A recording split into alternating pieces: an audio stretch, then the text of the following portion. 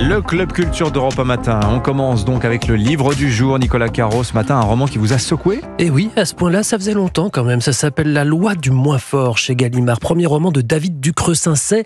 Le narrateur se souvient, il remonte dans le temps une quarantaine d'années, peut-être pour nous raconter comment il en est arrivé là. Il se rappelle quand il était enfant et qu'il partait au fond du jardin après que sa mère lui a dit de dégager parce qu'elle ne le voulait pas dans ses pattes. Alors il dessinait un carré dans l'herbe puis s'amusait à créer un mini cimetière en y enterrant des insectes ou un oisillon. Ça commence comme ça, ce livre. C'est quand même brutal. Et tant qu'on y est, on comprend que plus tard, ce narrateur aidera Romain Poisson dans ses basses œuvres des meurtres. Mais qui est Romain Poisson ? Il le rencontre sur son lieu de vacances tous les étés. Ils traînassent ensemble, c'est des gamins, et l'ennui les mène à faire quelques bêtises bien innocentes. Mais un été, Romain a une grande idée.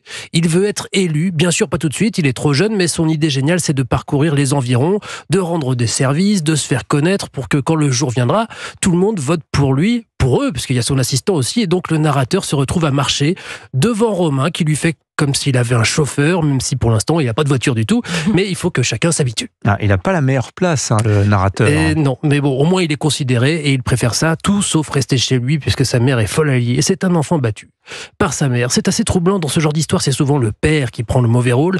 Là, c'est la mère. Le père, lui, n'a pas résisté, il est parti, il n'a pas obtenu la garde, et donc le héros et ses deux sœurs doivent subir plutôt la folie violente de la mère qui, pour un oui, pour un non, le frappe, écrase une cigarette dans son oreille. Je vous passe les détails. Il y a quelque chose de vipère au point dans ce livre. Folcoche, vous vous souvenez ? Heureusement, il y a de l'humour aussi, un peu à froid comme ça, puis il y a le chien Charles de Gaulle qui lui apporte beaucoup de réconfort, c'est comme ça qu'il l'a appelé. Le portrait d'une mère cruelle, c'est bouleversant. Il y a deux types de romans dans ce livre, mais qui s'articulent très bien. Il y a le roman de la violence d'une mère et le roman à suspense. Quand tout ça va-t-il déraper ? Parce qu'il y a un côté thriller, c'est addictif, c'est donc un peu brutal, mais servi par un style délicat et juste. La loi du moins fort, donc signé David Ducreux-Sainçay. C'est un premier roman, non ? Premier roman. Oui. David Ducreux-Sainçay. Donc merci beaucoup Nicolas Caro. La série de la semaine à présent, Héloïse Goua, c'est le retour d'une série culte des années 2010. Je vous avoue, j'en ai pas vu un épisode. Bref. Oh, quel dommage. Oui. Oui, alors je vous la conseille d'autant plus vivement cette nouvelle saison qu'elle est vraiment universelle. Autour de moi, c'est simple, tout le monde a adoré. Mes amis, ma sœur, mes parents, je suis même sûre que ma grand-mère aurait craqué.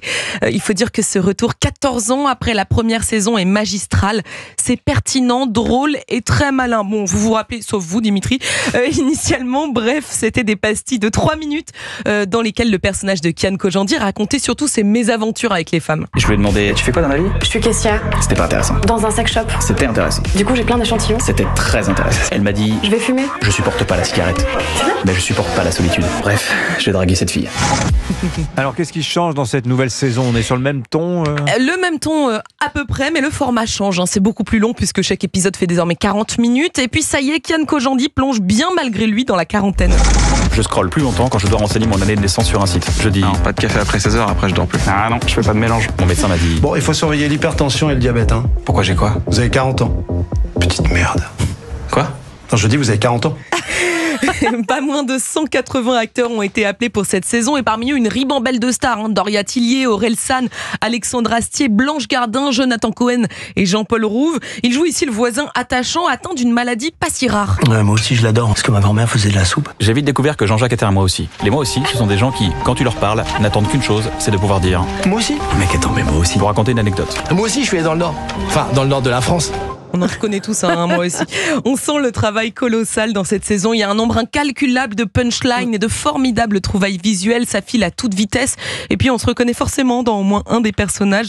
Alors si vous avez envie de vous faire du bien, foncez parce que derrière l'humour décapant, il y a aussi beaucoup de tendresse et d'émotion. Voilà, bref, saison 2. Faut prévoir un petit mouchoir quand même. Absolument. Mais ça n'est plus bref puisque ça dure 40 minutes l'épisode. C'est sur Disney+, premier épisode à voir gratuitement sur YouTube. Merci beaucoup Héloïse Goua, merci Nicolas, merci Vincent. À demain.